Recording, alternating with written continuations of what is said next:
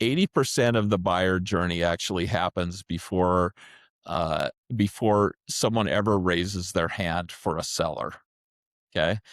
Which means that you have got to do these things that allow you to stay in front of people and understand their journey and control the information that's being provided to them, so that when the time comes, you're the top of mind candidate. Welcome back to the podcast. Today, I'm joined by Vaughn Mordecai, the Chief Revenue Officer at Mindmatrix. Mindmatrix is an AI native partner operating systems that brings PRM through channel marketing automation, sales enablement, and partner ecosystem orchestration into one platform. Vaughn has a very interesting perspective on partner-led GTM, and I learned a lot from his public thesis on traditional partner programs in today's B2B world. So today we're going to dive into where he's really taking partnerships and creating measurable revenue engines around them, and using his strategy to drive growth at MyMatrix. Vaughn, it's great to have you. It's good to be here. Hey, everyone. Glad to be a part of the podcast. Of course. So for any of us who haven't heard of MindMatrix, can you just briefly explain more about uh, why the company started and who you serve and what problems you're solving? Yeah, sure. Mindmatrix is a SaaS company that's about 28 years old. Our claim to fame is partner. We manage partner process. Okay, so partner management is an important part of the go-to-market process. If you take a look at go-to-market, typically speaking, most organizations have a customer success, they've got marketing, they've got sales, and there's in particularly in technology, manufacturing, and some of the other industries, there's an indirect sales motion that is all being run through partnerships and indirect selling. Well, when you start doing that at scale, there's got to be a way of unwinding everything and keeping partners educated, keeping them informed of what's going on, providing them with information, uh, marketing, collateral, things like that. And our platform specializes in that area, and we're one of the leaders in the category according to the industry analysts and whatnot. hmm Yeah, I see what you're saying, that sometimes when you bring on partners, it works well for a small number of partners, but when you start to really like use that as the main channel, it can become very operationally heavy and not efficient. What is the single biggest pain point that you see companies come to you with when they have a partner channel, but it's not functioning well, and that's where you help them, gain back that leverage point in this part. Yeah. Yeah, that's a really good question. The process that people go through when they get involved with partnerships is pretty interesting, because what they do is they have direct sellers, and once their direct sellers start to cap out, or they start to have to think about, well, we need to move this into another region, we need to move this into another vertical, we need to expand on our sales in ways our direct sellers aren't equipped to do. The most obvious way to move that forward is through partnerships. Okay. And when you do that, partnerships have an ability to sell in areas and regions and topics and things like that you personally don't have the ability to do. So the original premise, or the original problem that they're trying to fix, is revenue growth that they don't have access to, when their product itself should be able to solve the problem that those folks are facing. Um, the reality of it is that most organizations, in a 4-part pillar, right, like in go to market that covers 4 areas, the revenue coming out of partnerships aspirationally should reach about 40% of your total business. Well, if you're not getting to that, then that's the route to take. It's the real difficulty around that, though, is that people don't often they often underestimate the amount of work that's going to go into executing partnerships on their behalf. There's a reselling network, there are influencers, there, some of these organizations that go 100% partner led have hundreds of thousands of partners, not just four. Okay, so there's a tipping point that when your partnerships start to actually drive a large enough proportion of your revenue, you can't manage that through spreadsheets and through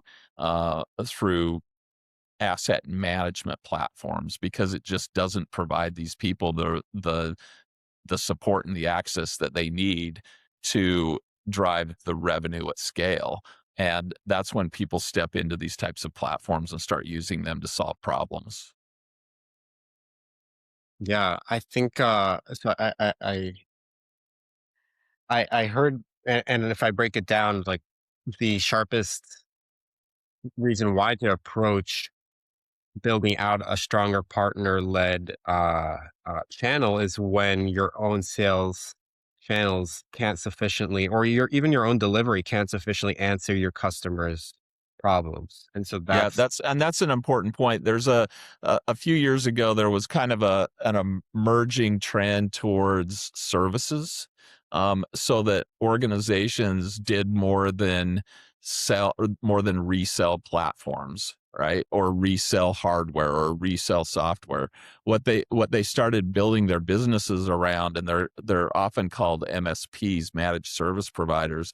They're selling the software, they're selling the hardware, they're selling a full-blown solution that consists of multiple vendors, and then their real revenue isn't on the resale side of that, it's on the services that they do behind that. So I sell you a solution, but at some level all of the back end of that has to be managed by someone, and so they're providing that service to manage it, and oftentimes that's 3 to 7 times the size of the deal. And so there's a real strong reason for these partners to exist in that sort of holistic ecosystem that is completely independent of the original purchase process. I think some of the times, and I can share this as, um, a founder, it's easy to think of the obvious partnerships, but I'm really curious, where do you see examples of like non-obvious partnerships that really were a huge unlock for your clients and being able to expand their growth? And can you give us some examples? I mean, there are so many examples of partnerships around the world that are really uncommon.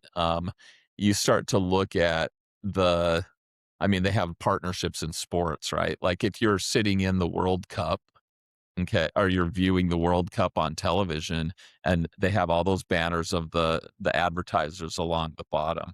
Well, those advertisers oftentimes are providing high-end experiences for their their top targets, right? Their top customers, that are things like boxes, right, at the stadiums that give them, high-end food and have the ability to actually view the games.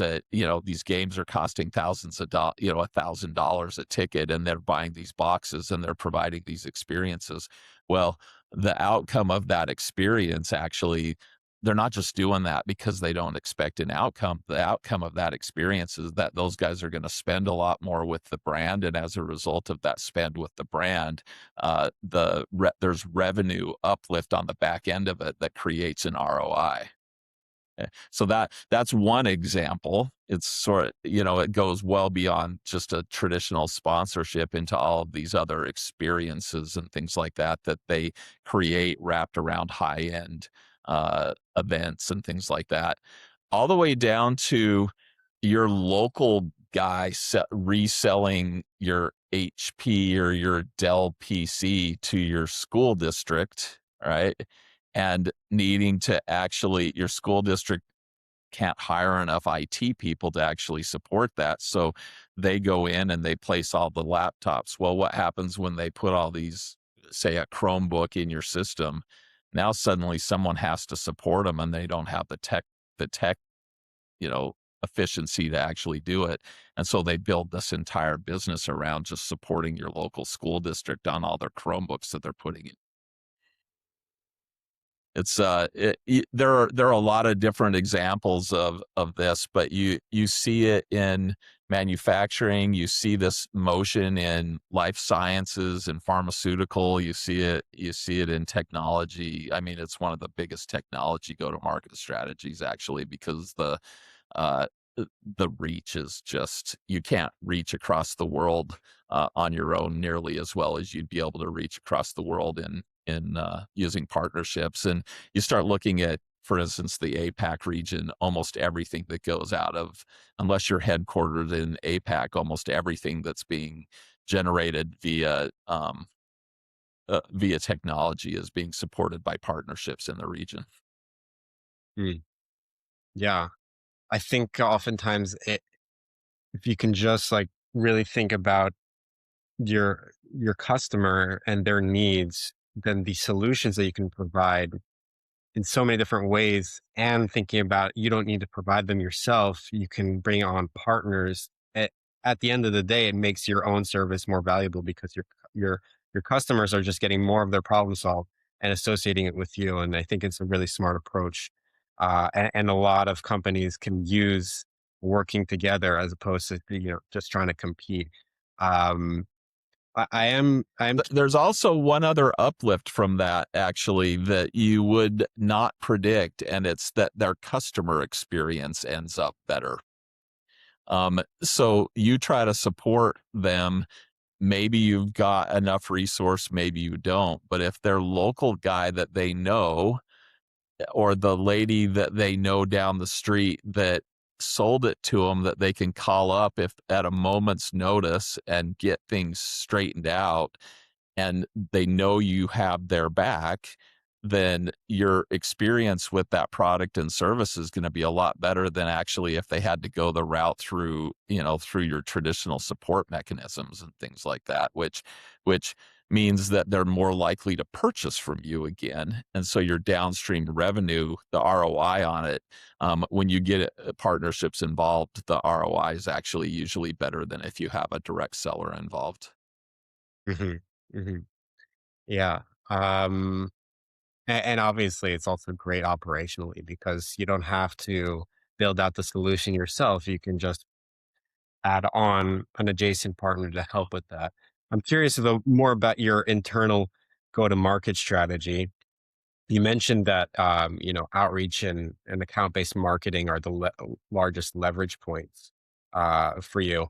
I am really curious because the way that a lot of people do outreach is kind of just like spray and pray, and so I'm really interested on how you see the dissonance between quality and quantity, and where AI is playing into it for you. Yeah.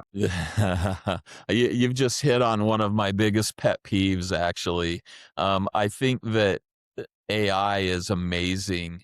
What it's But if you're not good at this, it does an amazing job of making things worse. If you are good at it, then it does an amazing job of making things better. And one of the things I dislike most, actually, is how AI has an ability to try to connect you to, or make you feel like make the person on the other end feel like they understand your product, and then pivot immediately to something completely unrelated to it, that is absolutely um, self-serving. So it would be like, "Hi, Vaughn. I noticed that you are responsible for go-to-market in partners and channels and ecosystems. That seems really interesting. I do something completely different from that, and I'm going to drive you leads." Right? And you get 9 million of these emails on a daily basis, and you can see right through it. It's just AI, um, spew, basically, right? And now that's one example of how it's actually AI is accelerating crappy stuff, right? And it's at a really big scale. Now, on the flip side of that, a well thought through approach that is a little bit more social oriented or a little bit more understanding of what they're trying to accomplish, and that you're using technology to try to understand the problems, the real problems that they're facing, and then help them solve those problems. AI is able to do that in an accelerated way that you never would have been able to get through as much yourself. Both of those things are using AI. One of them actually generates a meeting with me personally. Another one just pisses me off, right? Both using the same technology. Mm, yeah. I see what you mean. And I think it makes quality even more important, and really understanding, like what actually works to build trust. And so if you had to distill it down to maybe a couple of uh, core elements that you need to understand when you're trying to build trust with another person, a stranger, and create that first meeting, what do you think is the most important? Like you mentioned, understanding their pain points, understanding what they're trying to accomplish. If you had to break it down, what do you think is the most important thing to being able to cut through the noise? Yeah, it's interesting because when you're looking at the current buyer statistics, right? 80% of the buyer journey actually happens before someone ever raises their hand for a seller. Okay. Which means that you have got to do these things that allow you to stay in front of people and understand their journey and control the information that's being provided to them, so that when the time comes, you're the you're the top of mind candidate. Okay. So people buy from people that they trust, and people trust the people that they have relationships with. The panacea for AI for me in the go to market world is not spew. It's actually the ability to offload the administrative stuff that took up so much time in your day, so that you can reallocate the time you were spending toward building human relationships. Okay. And as you're able to use AI and different go-to-market strategies to introduce yourself smartly to other people and to get to know them, then you have more time to help them in the ways that matter to them, whether they have anything to do with your product or not. But when your product becomes the topic, you're going to be the obvious solution to the problem. And I strongly believe that that is the number one thing you should be doing with AI. And we're an AI native organization, actually. You know, I'm not discounting what AI should do, but I think that the humanity is an important point of how you do all of this. The other thing is that from a strictly go to market standpoint, I think that you've got to think really clearly about how you're handling trust and how you're handling those um, relationships. And social media selling, I think, is maybe the best route to take in an environment where 80% of the buyer journey actually happens through branding and digital outreach. Yeah, that's a lot of really great advice. Um, Help me understand this from your perspective. If you had one thing that you could accomplish over the next year, that would be your priority as the CRO at MindMatrix, what would you what biggest problem or what goal are you focused on for, say, the next year? This is going to be a little bit unpredictable. the number one thing I would like to solve for is for my team to start using AI smartly more and more and more than they have previously. And the fun I've got a friend who's an expert in and does a lot of consulting in AI and AI implementations, and she talks a lot about how in every organization that AI is making its way into, and that's almost all, there are antagonists inside the organization that try to submarine the ability for AI to get a footprint in the organization. They're constantly saying, "See, this is how it failed. See, this didn't work. See that," rather than finding the ways to actually leverage it in a way that is smarter and better for them. And they feel like it's a bit of a risk, right? Um, but the reality is that AI is going to make its way into every organization, regardless of whether you want it to or not. And for my team and the people that I care about, I want them to be the best at AI that they can possibly be, because whether it's with my team or whether it's with a team completely outside of my organization, that makes them more valuable and it makes them actually more survivable long term as things become more and more AI centric. Agreed completely. I think a lot of people are still in a perspective of fear instead of opportunity. And the more that you can become comfortable seeing how you can replace yourself almost with AI and make an AI workflow or an AI agent do just the same that you would do and make it as good as you, if not better and more reliable, you've just become more valuable because that outcome that you've been able to create once, you can create it many more times in the marketplace and be it that much more valuable. I agree with that completely. And right, the yes and on that is that it introduces those relationships of trust at scale, and now you've got the time to actually develop those relationships of trust, and those relationships of trust are the thing that actually drive the go to market in when all is said and done. At the 80% of the buyer journey, you're the relationship of trust versus someone else that's not doing those things. Yeah. So just to wrap up here, like if you were to sit across from a CRO who's got a lot of channels, they may have some partners, other strategies that are working, a lot of activity, but no clear revenue story. What's the first practical guidance that you would give them to tighten up what they're doing, utilize AI, and be able to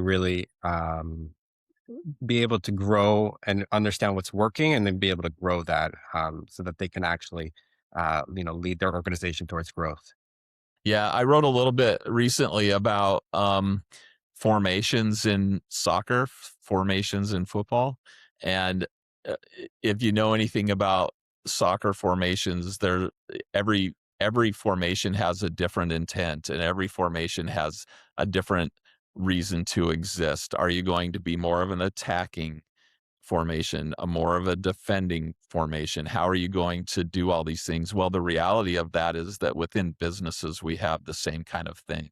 And people oftentimes, they've got a direct team, they've got a marketing team, they've got a partnerships team, but they don't actually understand how those things work together, or they don't build the formation in a way that allow them to work together as a team as opposed to three individual groups. And so when I sit down with CROs, oftentimes I'll actually just say, what does that formation really sort of look like for you, and what do you expect from them?